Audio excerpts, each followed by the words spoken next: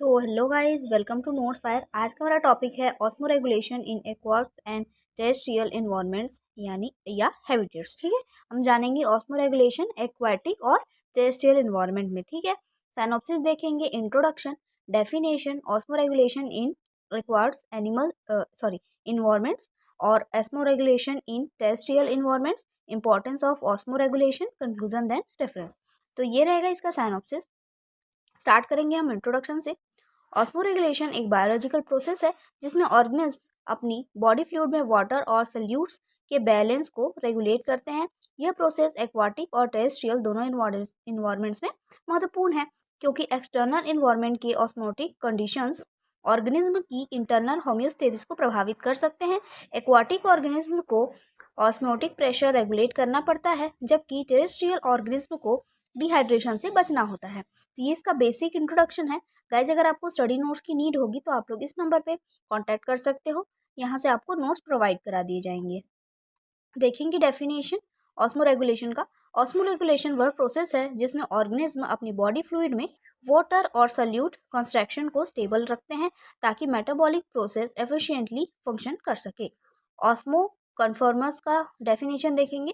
वे जीव जो अपने शरीर के फ्लूइड्स की ऑस्मोलैरिटी को बाहरी पर्यावरण के समान बनाए रखते हैं वो एस्मो कन्फर्म्स कहलाते हैं। ठीक है, नेक्स्ट देखेंगे ऑस्मो रेगुलेटर्स का डेफिनेशन। वे जीव जो अपने आंतरिक फ्लूइड बैलेंस को बाहरी पर्यावरण के विपरीत नियंत्रित रखते हैं वो ऑस्मो रेगुलेटर्स कहलाते हैं। तो ये है इनका डेफिनेशंस। देखेंगे हम next osmo regulation in aqueous environments. जलीय पर्यावरण मुख्य रूप से दो प्रकार के होते हैं, फ्रेश वाटर और मरीन वाटर। इन पर्यावरण में रहने वाले जीव अपने आंतरिक ऑस्मोटिक बैलेंस को बनाए रखने के लिए विभिन्न अनुकूलन विकसित करते हैं। निम्नलिखित तंत्र फ्रेश वाटर और मरीन पर्यावरण में ऑस्मो रेगुलेशन को नियंत्रित करते हैं। इसमें फर्स्ट देखेंगे हम osmo regulation in fresh water organisms. Fresh water का बाहरी वातावरण हाइपोटोनिक होता है, जिससे जीवों को अधिक पानी के प्रवेश और सॉल्ट के नुकसान से निपटना पड़ता है। इस समस्या को हल करने के लिए फ्रेश वाटर ऑर्गेनिज्म ने निम्नलिखित अनुकूलन विकसित किए हैं। फर्स्ट हम देखेंगे इनमें dilute urine formation. Fresh water organism जैसे मछलियाँ अधिक मात्रा में डाइल्यूट यूरिन प्रोड्यूस करते हैं ताकि शरीर में प्रवेश करने वाले एक्सेस वाटर को बाहर निकाला जा सके। सेकंड है एक्टिव अपटेक्स ऑफ सॉल्ट्स। गिल्स या स्किन के माध्यम से सॉल्ट को एक्टिवली एब्जॉर्ब किया जाता है ताकि आंतरिक ऑस्मोटिक बैलेंस बनाए रखा जा सके। थर्ड देखेंगे हम कॉन्ट्रैक्टाइल वैक्यूल्स। कुछ यूनिसेलुलर ऑर्गेनिज्म जैसे पैरामीशियम में कॉन्ट्रैक्टाइल वैक्यूल्स पाई जाती हैं जो एक्स्ट्रा वाटर को पंप करके बाहर निकालती हैं और ऑस्मोटिक प्रेशर को नियंत्रित रखती हैं। सेकेंड देखेंगे osmo regulation in marine organisms. Marine water का बाहरी वातावरण हाइपरटोनिक होता है, जिससे जीवों को पानी के नुकसान और सॉल्ट की अधिक प्रवेश से निपटना पड़ता है। मरीन ऑर्गेनिज्म ने निम्नलिखित अनुकूलन विकसित किए हैं। इसमें हम फर्स्ट अनुकूलन देखेंगे ड्रिंकिंग सी वाटर। मरीन फिश नियमित रूप से सी वाटर पीती है और गिल्स के माध्यम से एक्सेस सॉल्ट को एक्टिवली एक्सक्रीट करती है। सेकेंड है आइसोस्मोटिक बैलेंस। मरीन इनवर्टिब्रेट्स जैसे मोलस्कस अपने आंतरिक ऑस्मोटिक प्रेशर को सी वाटर के बराबर बनाए रखते हैं, जिससे ऑस्मो रेगुलेटरी खर्च कम हो जाता है। थर्ड है एक्सपेशलाइज्ड सॉल्ट ग्लैंड्स। कुछ मरीन रेप्टाइल्स और बर्ड्स में नेसल या सॉल्ट ग्लैंड्स होते हैं जो अतिरिक्त सॉल्ट को एफिशिएंटली बाहर निकालती है। इन अनुकूलनों के माध्यम से फ्रेश वाटर और मरीन ऑर्गेनिज्म अपने शरीर की ऑस्मोटिक बैलेंस को बनाए रखते हैं, जो उनके अस्तित्व के लिए अनिवार्य है। नेक्स्ट देखेंगे हम osmo regulation in terrestrial environments. इस स्थलीय जीवों के लिए पानी और लवण का संतुलन बनाए रखना एक बड़ी चुनौती है, क्योंकि वे पानी के नुकसान और एक्सेसिव सॉल्ट लॉस का सामना करते हैं। इसके लिए टेरेस्ट्रियल ऑर्गेनिज्म ने विशेष अनुकूलन विकसित किए हैं। इसमें फर्स्ट है चैलेंजेस फॉर टेरेस्ट्रियल ऑर्गेनिज्म। देखेंगे स्थलीय पर्यावरण में जीव निम्नलिखित प्रमुख समस्याओं का सामना करते हैं। फर्स्ट है यहाँ पे वाटर लॉस। देखेंगे वाटर लॉस में रेस्पिरेशन, स्वेटिंग और एक्सक्रीशन के दौरान पानी की कमी का खतरा होता है। सेकेंड है सॉल्ट बैलेंस। अधिक पसीना या पेशाब के कारण सॉल्ट का नुकसान हो सकता है, जिससे ऑस्मोटिक बैलेंस प्रभावित होता है। सेकेंड देखेंगे हम adaptation in terrestrial animals.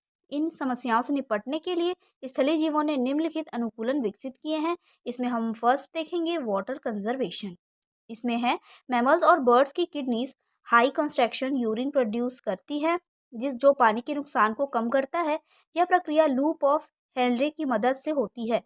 Birds और रेप्टाइल्स नाइट्रोजनस वेट्स के रूप में यूरिक एसिड एक्सक्रीट करते हैं जो एक सेमी सॉलिड के रूप में होता है और पानी की खपत को न्यूनतम करता है।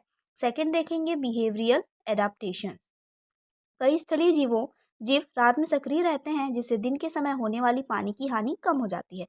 एरिड रीजन्स के जीव जैसे डेजर्ट रोडेंट्स बरोज में रहते हैं जहां तापमान ठंडा और नमी अधिक होती है जिससे डिहाइड्रेशन से बचाव होता है। थर्ड है वाटर एब्जॉर्बेशन। डेजर्ट एनिमल जैसे कंगारू रैट मेटाबॉलिक वाटर का उपयोग करते हैं जो भोजन को मेटाबॉलाइज करने पर बनता है।